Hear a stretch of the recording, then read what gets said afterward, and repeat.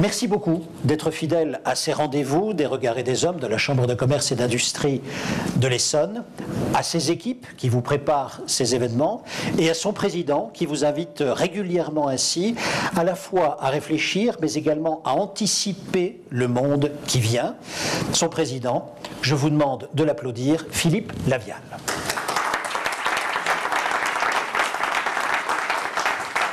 Merci.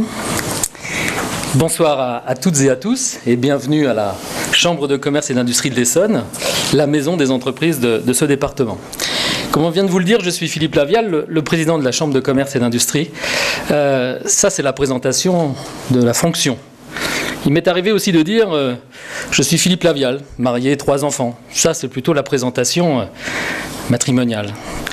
Quelquefois aussi de dire quand je suis à l'étranger, je suis Philippe Lavial, je viens de l'Essonne, en France. Enfin, souvent je dis pas loin de Paris, parce que l'Essonne, c'est pas très connu à l'étranger. Ça, c'est la présentation géographique. Mais rarement il m'est arrivé de dire « Bonjour, je suis Philippe Lavial, croyant, chrétien ». Parler de religion en dehors d'un lieu de culte est difficile, quel que soit l'endroit et le contexte. Aborder la question de la religion dans l'entreprise est encore plus complexe, voire tabou. Pour autant, la CCI Essonne, qui accompagne les dirigeants dans leur prise de risque de leur vie d'entrepreneur, ose, elle aussi, l'organisation de cette conférence au titre qui déchaîne déjà toutes sortes de discussions passionnées, et j'espère passionnantes. Quelle place pour la religion dans l'entreprise ? Pour cette nouvelle édition de notre cycle de conférences des Regards et des Hommes, nous osons parler de la religion dans un lieu où pourtant nous n'avons pas l'habitude d'aborder ce genre de thématique. Le pari était périlleux, car le sujet déchaîne des passions de toute nature. Mais il est loin d'être anodin et futile. Selon un sondage réalisé en juin 2012 sur le site de notre journal, réussir91.com, 69% d'entre vous pensaient que la question de la religion ne se pose pas en entreprise. Pour une large majorité d'entre vous, en effet, l'entreprise est, par définition, laïque. Elle n'est pas un lieu où exprimer ses croyances, où montrer son appartenance, et encore moins où faire du prosélytisme. Néanmoins, les choses évoluent. Et si 18% d'entre vous pensaient qu'il est difficile de gérer la diversité religieuse au sein de l'entreprise, 9% estimaient qu'il convient aujourd'hui d'adapter le management à la diversité religieuse. Comment gérer la diversité ? Quelle est la responsabilité du dirigeant, du salarié ?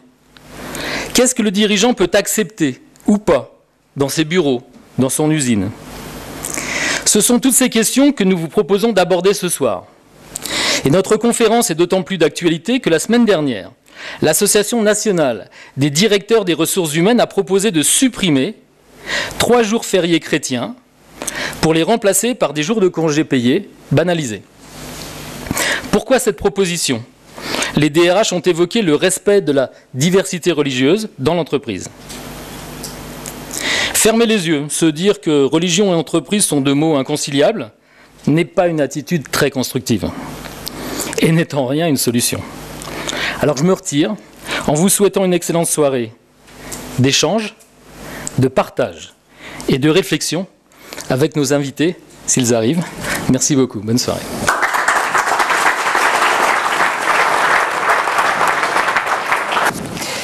Premier invité. Tout d'abord, je vais vous demander d'applaudir Dounia Bouzard.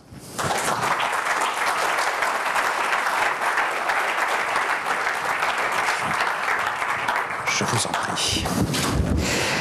Alors, madame, vous avez fait les choses dans l'ordre, si je puis dire. Vous avez fait une première partie de vos études, puis ensuite vous avez éduqué vos enfants, puis vous vous êtes remis aux études, et aujourd'hui vous êtes devenu anthropologue du fait religieux, c'est assez rare. Vous êtes également expert en la matière auprès du Conseil de l'Europe, dirigeante également d'un cabinet, le cabinet Culte et Culture Consulting. Vous prenez le temps d'écrire. Parmi vos plus récents ouvrages, tous très pratiques, en voici quelques-uns, vraiment, les tout derniers. Allah a-t-il sa place en entreprise? Premier ouvrage. La République ou la burqa? Deuxième ouvrage. Ce qui vous fait peur, ce sont les manipulations, c'est-à-dire faire croire ce qui n'est pas. Ce qui vous fait peur aussi, c'est de s'appuyer sur l'ignorance pour faire avancer le faux. Et en revanche, vous avez également beaucoup d'espoir et vous estimez que dans notre société actuelle, il y a pas mal d'avancées qui nous permettent bien sûr d'espérer, vous nous le direz. À l'évocation de vos ouvrages, j'ai une question directe.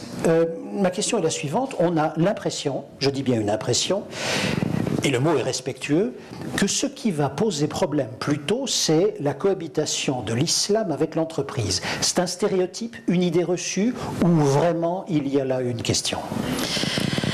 Bonsoir à tous. Non, je pense qu'il faut la poser, cette question, parce que les livres que vous avez cités sont issus d'un état des lieux, où nous avons fait 800 interviews, 4 bassins d'emploi, 20 entreprises du CAC 40, et nous avons posé des questions complètement neutres. À partir de quand, pour vous, quelque chose va entraver la cohésion de l'équipe?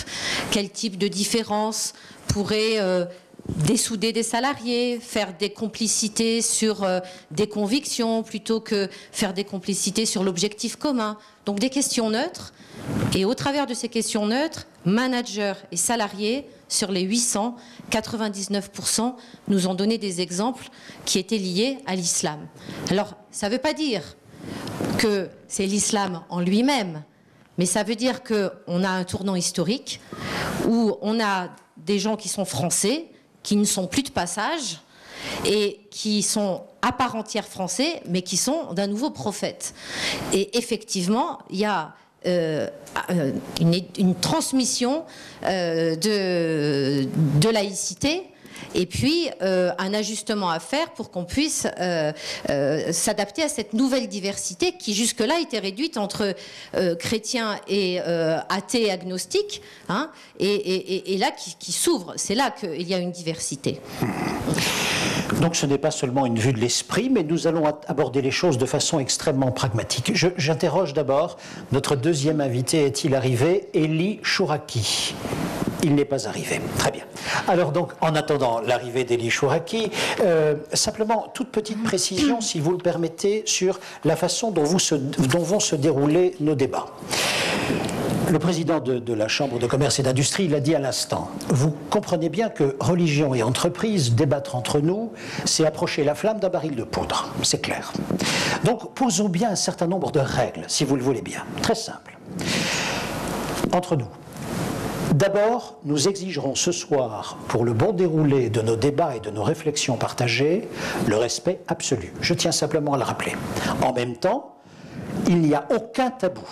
Armés de ces deux règles dont je me ferai l'arbitre, nous allons pouvoir, mesdames et messieurs, débattre ensemble dans la plus grande des bienveillances. Nous allons, si vous le voulez, donc co-construire ensemble. Premier grand chapitre, si vous le voulez bien, Dounia Bouzar. Voyons d'abord avec vous la loi. Simple. Que disent les lois, les codes, les réglementations pour l'entreprise? L'entreprise est-elle un lieu privé? Est-elle un lieu où la laïcité s'applique? Quel est son statut? Alors, juste avant de répondre à cette question, je vais quand même rajouter quelque chose pardon, à ma première phrase qui était un peu forte. Il y a quelques demandes qui concernent les convictions religieuses d'autres personnes que de musulmans. Mais la raison pour laquelle personne n'en parle, c'est parce que les managers sont à l'aise pour le gérer.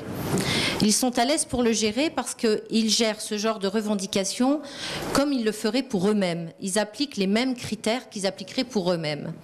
Et quand on travaille la question justement de leurs exemples liés à l'islam, on se rend compte qu'ils hésitent parce qu'ils ne savent pas justement, ils sont mués par beaucoup de peur, c'est-à-dire qu'ils ont peur de passer pour des racistes, de passer pour ce qu'on appelle des islamophobes, qui est un mauvais terme, ou au contraire d'ouvrir la boîte de Pandore, et ça provoque une hésitation du manager. C'est-à-dire qu'alors qu'il réagirait très naturellement avec Jean-Pierre, très naturellement parce qu'ils ont l'impression de partager les mêmes critères, d'être identiques. Il y a une espèce d'hésitation qui se passe quand il s'agit de l'islam. Et c'est aussi la raison pour laquelle finalement, quand c'est l'islam, on trouve finalement des gestions soit qui rapprochent de la discrimination, parce qu'on ne veut pas en parler du coup à l'avance, on anticipe sur la façon dont le salarié pourrait se positionner, soit une espèce de laxisme où finalement on ne va pas lui demander autant parce que chez eux c'est comme ça. C'est-à-dire que comme on a l'impression qu'il y a une différence énorme, qu'il y a un chez nous et chez eux, que chez les musulmans c'est pas du tout pareil, cette présomption d'altérité, elle fait que le manager perd son bon sens naturel bien souvent et va aller d'un extrême à l'autre. Je le dis juste pour nuancer un petit peu ce que j'ai expliqué tout à l'heure. Alors on a quand même en France cette grosse loi que vous avez annoncée, qui est la loi de 1905, dont vous connaissez le premier article, qui demande à la République de garantir la liberté de conscience de tous les citoyens et l'exercice du culte, sauf entrave à l'ordre public, et qui sépare bien sûr les églises de l'État. Ça, c'est le cadre général. Il est quand même important, parce que ce cadre général va conditionner le Code du travail, va conditionner les critères de jurisprudence, va conditionner les autres lois dont on va parler dans le cadre du travail. Et si on dissèque cette première chose, la République garantit la liberté de conscience, ça veut dire qu'elle garantit aux citoyens qu'il ne faudra plus être de la conviction du roi pour être sujet du roi, et qu'on sépare bien citoyenneté et croyance. Donc ça veut dire deux choses. Chacun a le droit de croire, de ne pas croire, de croire en ce qu'il veut, et très important de changer de croyance quand il veut. Il n'y a rien qui ne l'oblige à rester croyant, il peut passer athée, on peut aller dans les sens qu'on veut. Ça, c'est une garantie européenne des droits de l'homme. Mais l'autre revers de la médaille, c'est que le citoyen ne peut pas mettre en avant sa croyance pour ne pas obéir à une règle de la citoyenneté. C'est dans les deux sens. Ah. Donc, attendez, vous voulez bien répéter, il ne peut pas mettre en avant sa croyance. Oui, le grand principe de la laïcité, c'est que l'État est neutre, oui. Il respecte toutes les croyances. Je n'ai plus besoin d'être de la croyance du roi pour être citoyen du roi. Oui. Mais je ne peux pas mettre en avant le fait que je n'ai pas le droit de toucher une petite bouteille d'alcool si ma mission, c'est de préparer un repas, puisque je n'ai pas le droit, là je le décline dans l'entreprise immédiatement, parce que je n'ai pas le droit de mettre ma conviction en avant pour m'échapper de la règle pour tous. C'est ça, d'accord. La règle citoyenne. Parfait. Alors, si vous voulez bien, le Code du travail reprend ça à son compte dans L121.1 qui explique qu'on ne peut pas faire de limitation générale et absolue pour les libertés individuelles fondamentales et que ça doit être toujours proportionné au but, à la tâche, proportionné à la tâche effectuée et justifié par la nature de la tâche effectuée et proportionné au but recherché. Donc, ce qui est difficile dans l'entreprise, c'est d'évaluer cette justification et cette proportionnalité au but, puisque ce principe général, on va devoir le décliner avec un certain nombre de critères qu'on retrouve dans la jurisprudence, mais en fonction de... On ne peut pas faire de loi absolue et générale pour faire une interdiction absolue et générale.